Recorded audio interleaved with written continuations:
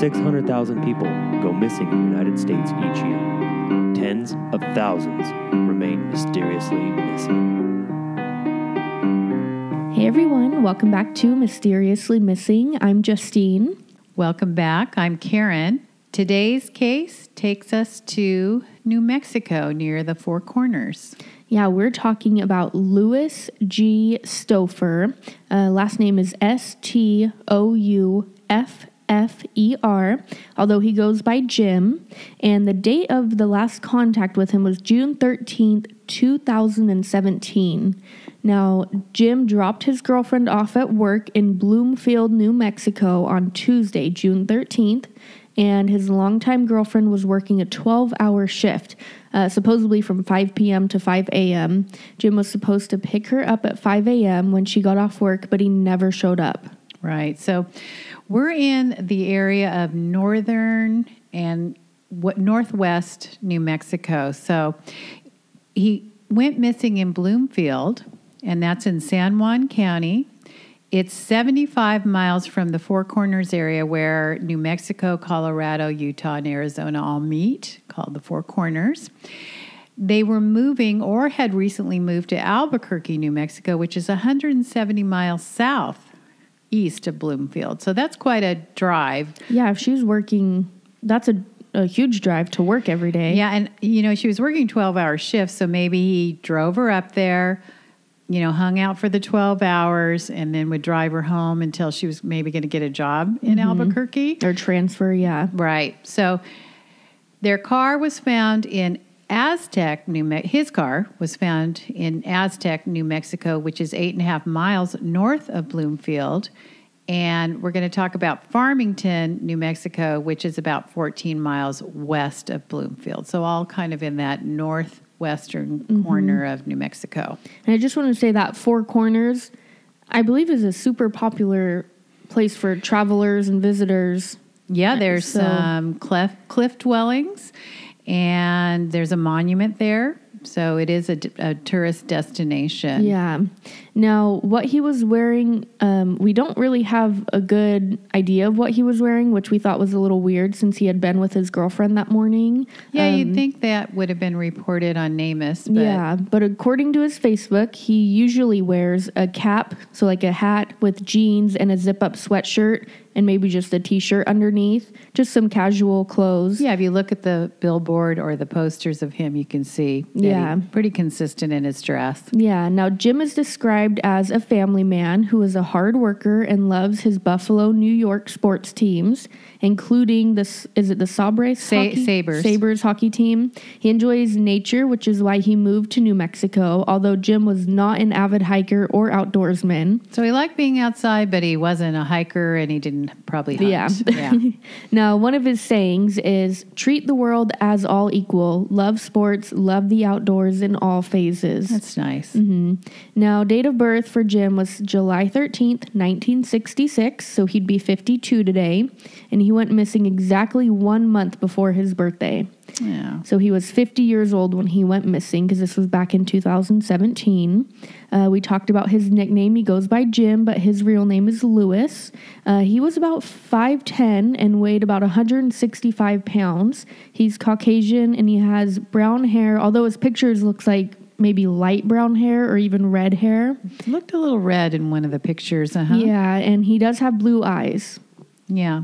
His long-term girlfriend, and I'll call her a common-law wife, is Rose Parker, and they'd been together almost 25 years. They had together a daughter, and she's an adult now. Jim's brother reports that both Rose and the daughter are distraught.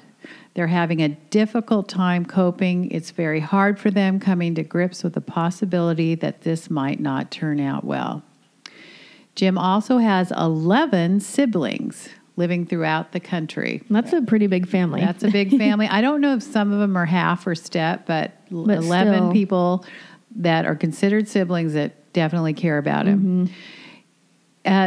Involved in the case is brothers Shane and Ed, also known as Edmund, Sinnott, Sinnott, and they helped a lot in the search. The brothers indicated that they would talk to Jim 2 to 3 times a week, and it was out of the ordinary for Jim to go missing. He has a brother also that got involved in the case overseas, Nick Sinnott, Sinnott, where he is stationed as a member of the U.S. Air Force. He later came out and tried to help find Jim. He has a sister, Colleen Stouffer, a nephew, Adam Carey, a nephew, Alan Friedhaber, and many more family members. So that's got to be emotional for all of them. Yes, I mean, they truly care and love this man, and you can tell. And these are the ones that we saw getting involved in the case. Yeah, so they're out there looking for him. That have been in the public eye. The rest may have been involved, but these are the ones that are doing a good job reporting and trying to get the news out there. Definitely. Like you should when someone goes missing. Yeah. Now, Jim had been frequenting the Farmington flea market on weekends, so he must have been buying and selling goods. Maybe that was his job. He'd buy them and, resell them or... Right. So that's probably what he was doing for a living. And that's, as we indicated, 14 miles west of Bloomfield, where he had dropped off his longtime girlfriend. Yeah. So obviously he dropped her off and had 12 hours to, do some buying and selling, around, I guess. yeah. Even though she was overnight at that, 5 p.m. to 5 a.m. That's kind of... where do you go shopping at that time to buy and sell goods? But now, the start of the timeline, he and his girlfriend had moved to or were moving to Albuquerque, New Mexico, which we kind of talked about. And that's a pretty far drive if she were to keep the job that she had. Right. And this was shortly before his disappearance. So they had planned on moving, at least, they had been talking about it. Or had moved, right. Mm-hmm. Now, June 12th, 2017, it's a Monday. He dropped his longtime girlfriend off at work at her nursing home job around 5 p.m. And I was thinking, maybe she worked these 12-hour shifts, so maybe she only worked 4 days out of the week or something. Right, or 3 days. Yeah, and so they only had to make that commute 3 days a week. Exactly. So it's that's not maybe too bad. Right. Now, June 13th, so the next day is a Tuesday, Jim did not show up to pick up Rose. And this is early in the morning because she would work from 5 p.m. to 5 a.m. At the end of her shift around 5 o'clock, according to Jim's brother Edmund, we have been able to build a 6-day timeline from the 13th to the 19th. We received 2 contacts with 100% certainty, so we know that he was alive at that time. So that's interesting that he went missing or didn't pick her up June 13th. From 13th to the 19th, they had 2 people say that they saw Jim. So he's just roaming around, supposedly. And just decided to not show up. But why would you not pick up your girlfriend of 25 years? It's just so weird. Yeah, it's unusual and is something going on that we don't know about with him. So Monday, June 19th, the brothers flew in from Shane flew in from Buffalo, New York, and Ed flew in from Raleigh, North Carolina, to help generate more interest in the case of missing Jim. The brothers spent their week canvassing Albuquerque, where they lived most likely, Aztec, which is a town nearby, Bloomfield, and Farmington, where he went to the flea market from Monday to Thursday before they had to fly home. So it seems like they were just everywhere that they could. They came out and were on the job. About 860 flyers were distributed in the cities. The brothers tried to reach out to as many law enforcement agencies as they could during that time. So they probably went to each police department or sheriff department. Which is smart. That is. And Ed has said, we're just trying to flood the market with his face so that people see him and know we are looking for him. They put up a billboard with Jim's photo and contact information, and it was to be installed and remain up until January 1 of 2018, and that's according to Nick. The brothers said the reception they've gotten from the community members they've spoken to has been generous and sincere. Bloomfield Police, with the aid of the San Juan County Sheriff's Office, have conducted multiple search parties in the area with the use of a helicopter and cadaver dogs, and that is according to Detective Orlando Moreno. I just want to say, putting up a billboard, that's very smart to do that. That's brilliant. I mean, there's so many people that drive by. It could be quite costly, but if you're going to hire a PI or something, or do a GoFundMe, get some money and get that up. Get those pictures out brilliant. there. Yeah, I've out of all the cases we've done, that's the first one that have done a billboard. That's correct. That's so smart of them to do that. It is. Now, June 19th, so this is a Monday, Rose reported Jim missing. According to Detective Duran, D-U-R-A-N, when he asked if Jim had a history of leaving the home without word, it was stated he has for a day or two, but not for this length of time. So that's a little concerning. Yeah. If he's left for a day or two, needed some time alone, maybe didn't tell the family, is this something that has happened in the past and now he's extending it a little further? Yeah, that is a little bit weird. Because he was seen those about 6 days. Yeah. Spotted by 2 people that they said they were pretty sure or accurate. Like 100% accurate, yeah. That's pretty sure. And so what, is he taking a break? Right. Now, June 28th, it was reported that his car had been spotted. During that time. Right.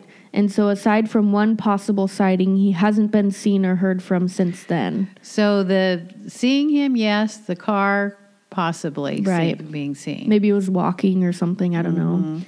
July 5th, 2017, it's a Wednesday. Jim's Hyundai Elantra was found abandoned along Navajo Dam Road east of Aztec. And this is according to Ed, his brother. It was reported to the San Juan County Sheriff's Office by an oil field worker. There was no other sign of him.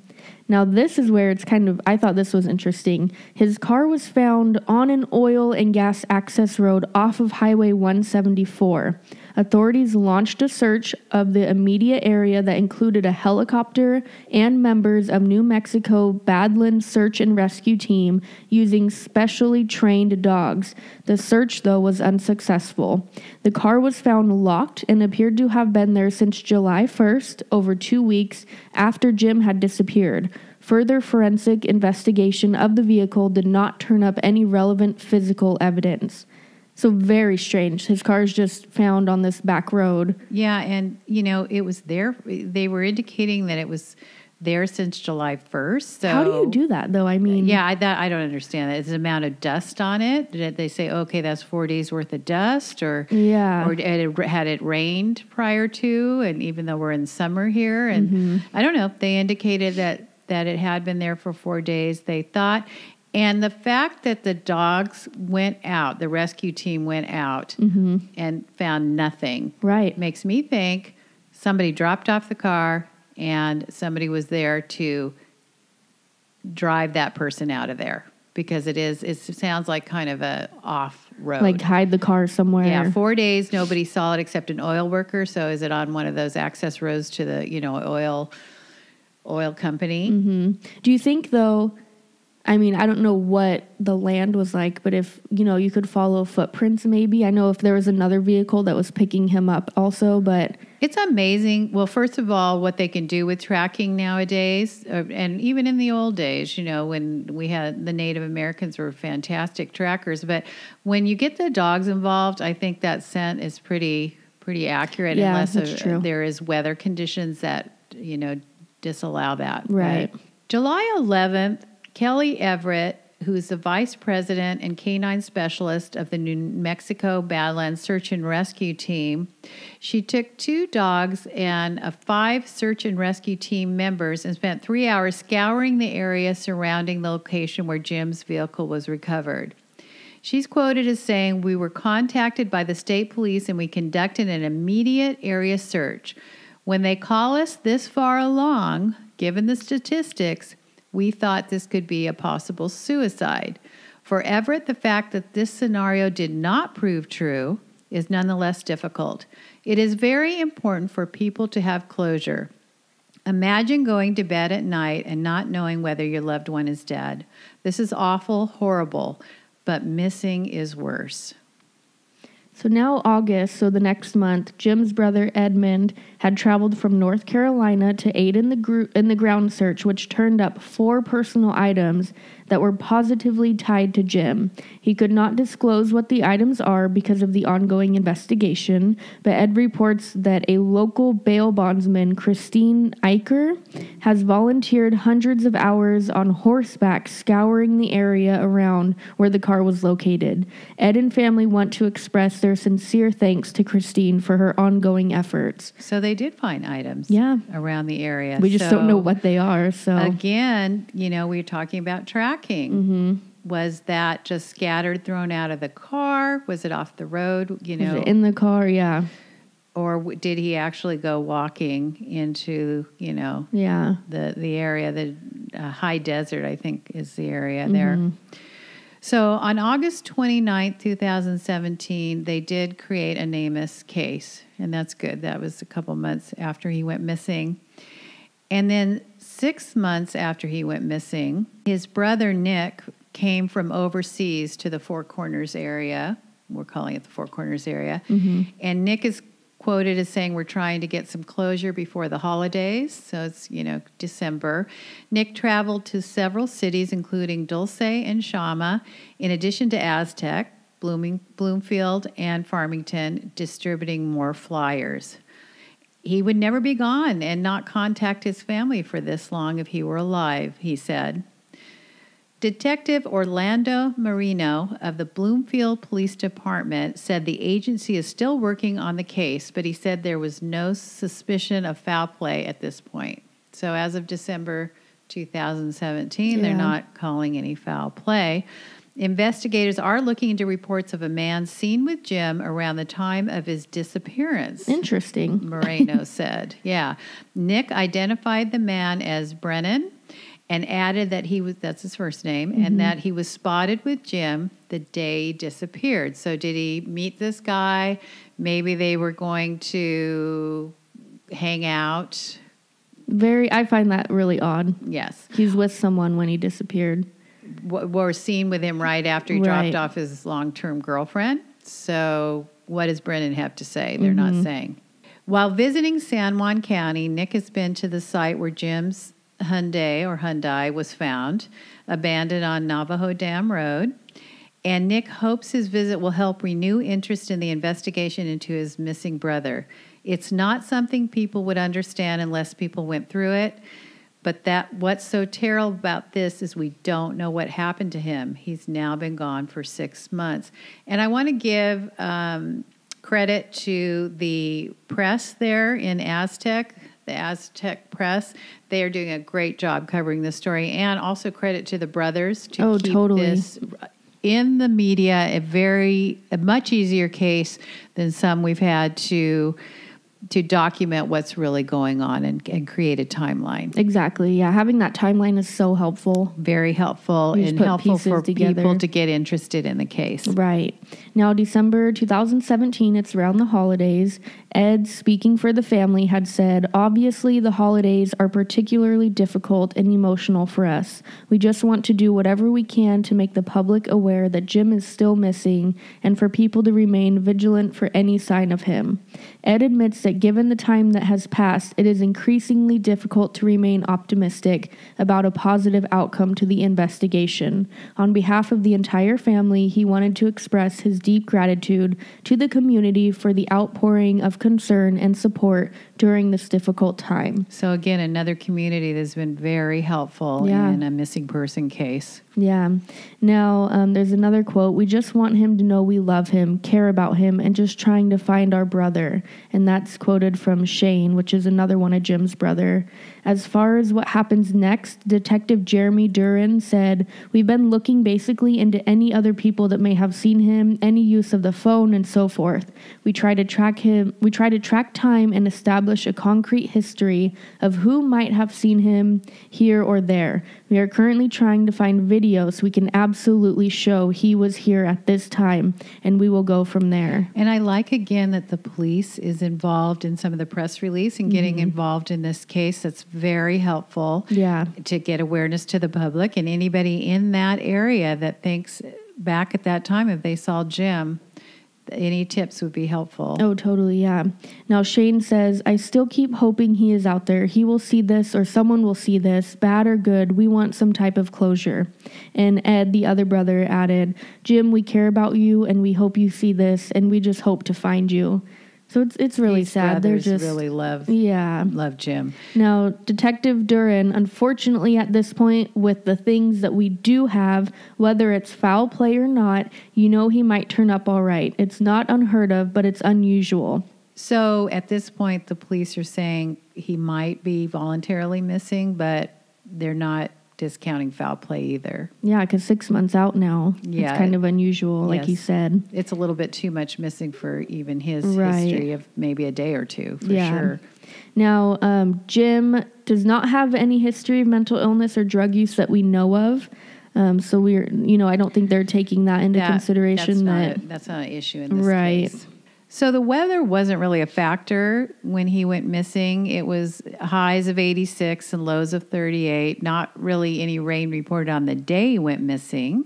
Which we kind of talked about. If there had been rain, you can trace the tracks or whatever. Right. They had a good search and rescue team go out there with the dogs as well.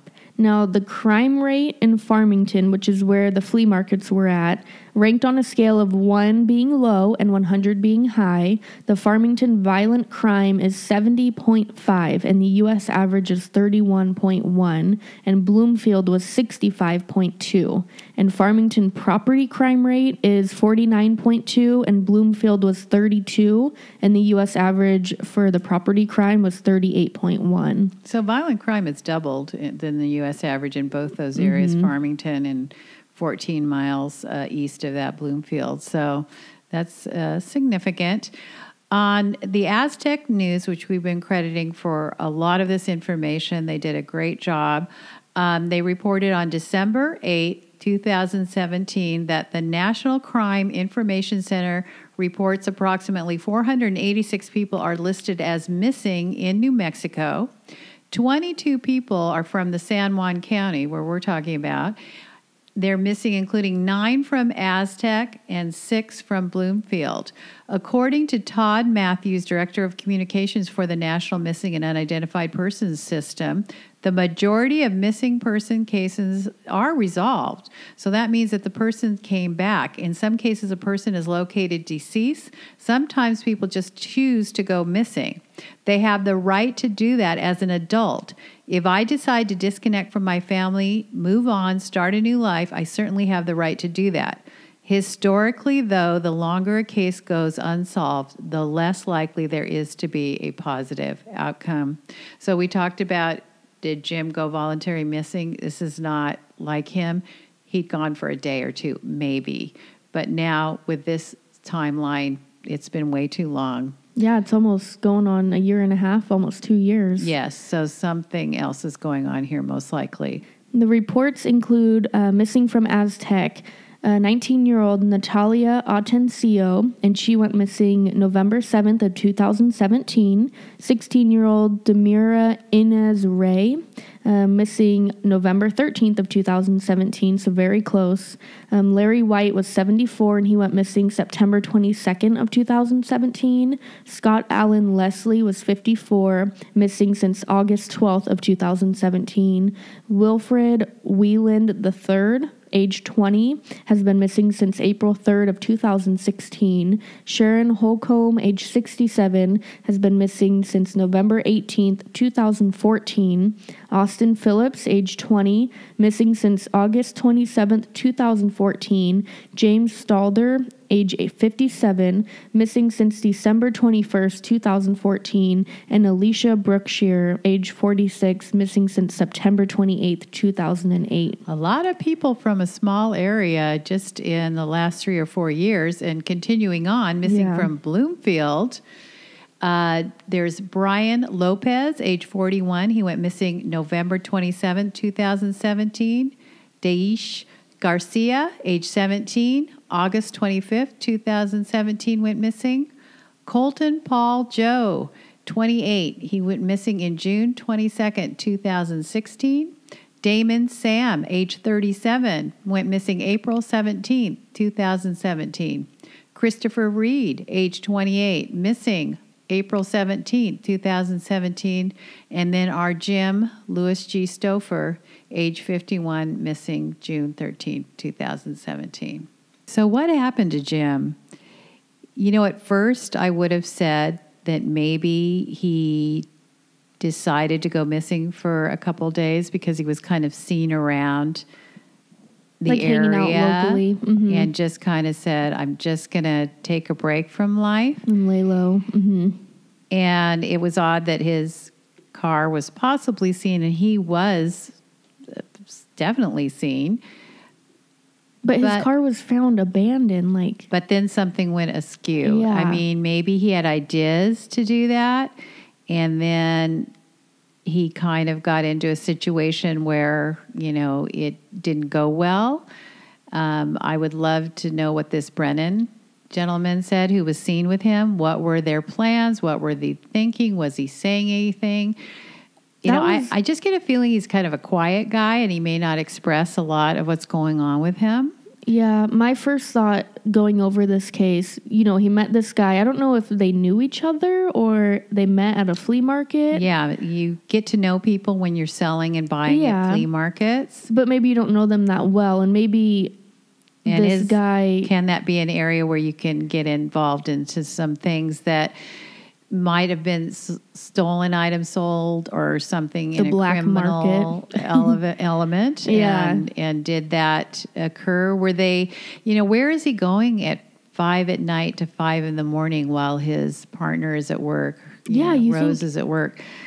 I mean, I would get a hotel room and sleep or something. Or he may sleep in his car. He's probably tough and can do that. True. But he was seen with a friend or acquaintance. We don't know if it's a friend. So, but whatever this guy, Brennan, Brennan, I don't know. There's something weird. Like maybe he talked Jim into going somewhere, or like, hey, let's go check out this place, or I don't know. But then maybe he turned into this guy who was trying to like kidnap him. Yeah, and the other concerning thing is, look at all the people that have gone missing in this area. Exactly. That is a lot of people for a very small area in the last 3 or 4 years. Yeah. Now, some of them may have been found, some of them may have returned home, but again, it's just strange, you know, this Four Corners area. But now think about this, and I don't know, this is just kind of throwing it out there, but what if Jim had planned this whole thing and, you know, he knew this Brennan guy and he's the one that's helping him kind of leave his family, and not that he would want to or anything, but it's just so weird. I mean, that is a possibility, but my feeling is that even if Jim wanted a break, he loved his family. He's so loved. He has a huge family, huge support system. He has a daughter. Yeah. You know, he's been with his partner for 25 years, Rose, and they're devastated and distraught. So I know that's what I don't get. It just feels like he would check in. He's got that kind heart. So, you know, the family believes he came to harm, and it is pointing that way. And that's why I keep going back to that guy, maybe, oh, you know, let's go check out this place, or Jim, come with me, I'll show you around, and then something had happened. The good news is the family did the right thing. The brothers, they just went out there into the news press and into, you know, posting billboards and putting out posters. They did everything right, it seems like, and good job, you know, to them. So the family is offering a reward. And that billboard was located on Highway 550 and in the Center Point area with Jim's picture and contact information. You can also contact the San Juan County Sheriff's Office. Their number is 505-334-6107, and the agency case number is 2017-27506. You can also contact the Bloomfield Police at 505-632-6311 or the New Mexico Department of Public Safety Missing Person Hotline at 1-800-457-3463. And I imagine that hotline is anonymous, so if anybody has any tips or clues or has heard anything in that area, please get this information into the hotline. Yeah, his family's out there looking for him. I mean, anything will help them. So you can also email us at mysteriously-missing411@gmail.com.